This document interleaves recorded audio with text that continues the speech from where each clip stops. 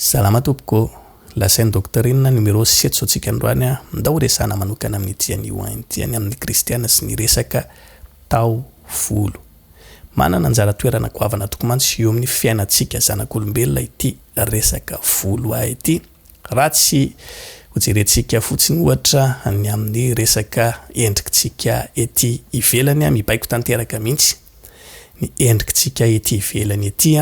io resaka volontsika io raha zao nefa mahazatra anatra amin'izay sy afantaran'ny olona ako raha toka ho vaiko ny kopom-boloko ohatra manalava volo ako na koa hoe mirazeny lohako ako na koa hoe mandoko ny voloko avy hatrany dia miova tamiteraka mihitsy ny endrika ety ivelany satria maninona mamaritra sy mibaiko tanteraka ny endrika ety ivelany ity resaka volo ity. Raha jerevantsika nefa ny baiboly tsy mipetraka fotsiny ihany koa amin'izay hoe mibaiko ny endrikintsika ety ivelany ety izay ity resa-bolo ity fa indrindra ihany koa fa mifaningotra ny amin'ny hery ao anatintsika ao na ny hery ara-panahintsika. Mifaningotra tanteraka mihitsy zany ity volo ity amin'ny fiainam-panahintsika. Raha toka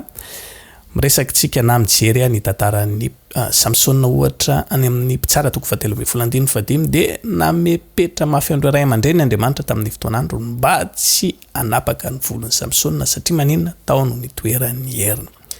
Rehefa tsy najainy ity lehilahy ity anefa izay fepetra izay no tateoriana kely velany any dia lila ikasikasika ny lohany tao dia nongotan'ity vehivavy ity ny volony taorianan'izay dia niala nanaraka an'izay koa ny heriny ilay hery niala taminy teto tsy tahaka ny herin'olona normal tahaka ny fahafantarantsika azy hoe matanjaka rana dia tahaka ireny fa tena hery tena surnaturel mihitsy ary dia inona nahatonga an'izany satria nisy hery ara-panahy mihitsy no nibaiko an'izany herin'ny Samsona izany rehefa miresakintsika hoe hery ara-panahy dia tafiditra ao anatin'izany avokoa na io hery avy amin'Andriamanitra na io hery avy amin'ny devoly. Mahita ohatra maro isan-karazantsika ny anivon'ny fiarahamonina eny ny amin'ny hoe tsy azo tapahana mihitsy ny volon'ny rano eny fa raha vao tapahana iny dia avy hatrany izy tonga dia marary foana. Mahita ihany koa tsika hoe tsy azo tapahana ho ny volon'ny rano eny fa iny volony iny no ahafahany manasitrana andreo olona maro isan-karazany ireo. Tsy azo tapahana ho ny volon'ny rano eny fa ao amin'ny volony iny no hitoeran'ny hareny zareo ireo antony mahatonga ny fianakaviany manan-karena be ka raha vao tapahana ny volony iny dia rava miaraka amin'izay ny harenany. Tsy resabe reny na hoe ono fa zavatra tena misy mihitsy satria maninona tsy vitany manome endrika antsika ety ivelany fotsiny na baiko ny endrikintsika ety ivelany ity resa-bolo ity fa indrindra mifaningotra amin'ny hery ara-panahy ao anatintsika ao. Raha iresakintsika ohatra ny amin'izay hoe hery ara-panahy ao anatintsika izay ihany na ny hoe fifandraisan'ny volo amin'ny resaka finoana dia mahita ny karazam-pivavahana rehetra tokoa isika fa manome lanjana asina avokoa an'ity volo ity raha toka raisitsika ohatra ny an'zareo judaisme orthodoxe ny vehivavy rehefa vita mariazy dia tsy mahazo mampisehoseho ny lohany erak'izao rehetrarehetra izao intsony fa tsy maintsy sarom-boaly inona ny dikan'izany noho ny amin'ny volony tahaka izany ihany koa ny musulmana raha vao miakatry ny fahafito taona angamba raha tsy diso ako dia tsy maintsy misarom-boaly ihany koa ny vehivavy noho ny amin'ny volony ihany koa tahaka izany ihany koa ny rasta faria ina moa ny tantaran'ny rasta no nahatonga an'zareo reny tonga amin'ireny tao-volo tahaka an'ireny tany amin'ny tany amin'ny siècle faharoapolo taorianan'i Jesosy Kristy no tena niangany ity tantaran'zareo rasta ity rehefa nidina trany ny asin'ny lehilahy mainty hoditra teny anivon'ny fiarahamonina no ny amin'ny fijugen'ny olona azy ireny ho lehilahy ratsy fitondran-tena mpisotro toaka mpamono vady mpidoroka mpifoka tsy mba mazoto miasa loatra sy ny sisa nidina tamiteraka mihitsy ny lanjana ny asiny teny anivon'ny fiarahamonina mba ampiakatra an'izay lanjany sy ny asiny zay ary mba hanehoana amin'ny olona rehetra ihany koa fa tsy tahaka izany mihitsy ny maizy anay lehilahy mainty hoditra ireto fa manana maizy azy izay no antony namorona ny mpamorona azy manokana tamin'izany fotoana an'io tao-volon'ny rasta izay araky ny ahitantsika azy am'izao fotoana izao io ka tsy vitany hoe resaresaka sy hoe ty velany fotsiny zany fa mifaningotra amina resaka finoana avy hatrany mihitsy satria misy zavatra inony sy arany eo ary soatoavina mihitsy izay mibaiko azy ireny antony mahatonga azy anao taovolo tahaka an'ireny tahak'izay ny amin'ny resaka hoe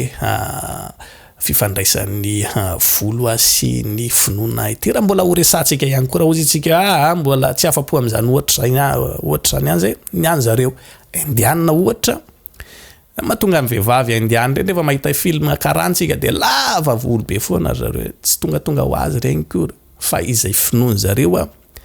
de ny vehivavy rehefa lava volo tonga ny fotoana andianany mivavaka eny amin'izay toerana natokany ho amin'izany de iny volo iny no mibaiko tamteraka mihitsy ny zavatra rehetra iny ka lafo vidy amin'zareo ny volo amin'ny fotoana zay ivavany misy manapaka anazy de mametraka an'izany eny amin'ny toerana masina izay inony amin'izany rehefa mivavaka izy de avy amin'ny alalan'iny volo iny tahaka ny hoe fanatitra tolony ho an'Andriamanina atonga an'ilay valimbavaka ho tonga hoeo amin'zareo tahaka izany ihany koa ny anazy ny zaza vao mananky ny telo taona de tsy maintsy razena satria manina ny finoany zareo io volo io de mibaiko zavatra maro isan-karazany ka raha nanana tantara ratsy lay ray aman-dreniny taloha de mijanona amin'ny volonjaza iny zany ka rehefa tonga ny fotoana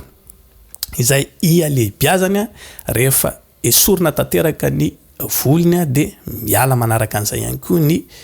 zavajavatra rehetra izay mampifaningotra an'ilay zaza amin'ilay ray aman-dreniny amin'izay hoe faratsiana nisy tany aloha izany tahaka izany ihany koa ny saolina ohatra raha raisitsika ohatra resaka finoana ihany koa ny saolina mahatonga an'zareo reny razelo be io satria maninona neny zareo ho mariky ny amin'ny hoe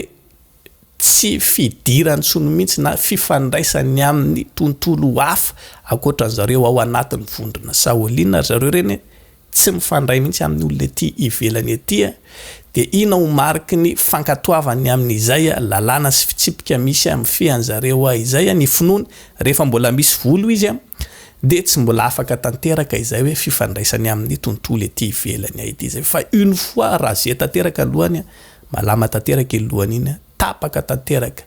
manomboka atreo koa ny fifandraisany amin'ny tontolo hafa na tontolo ivelan'ny saolina tsy mandeha ho azy zany resaka finoana ary mifaningotra amin'ny tontolony resaka ara-panahy mihitsy ity volo ity lasa ny fotoanantsika fa Ndao ho faranantsika hatreo aloha ny fanazavana makasika ny amin'izay amin'ny herintsika de resaka avy hatrany amin'ny mahazava-dehibe koa ho antsika Kristiana ity resaka volo sy tao-volo ity inona kosa no ambarany tenin'Andriamanitra makasika ny amin'izay hoe mahazava-dehibe ho antsika Kristiana ny amin'ity resaka volo na koa ny tao-volo ity asaiko sady ianao hiaraka amiko eto amin'ny latsinainy heriny volakandro tahaka an'izao ametraka veloma mandra-peona mandra-pitafa ho amin'ny fandarana manaraka indray samiary ho tahin'Andriamanitra veloma tompoko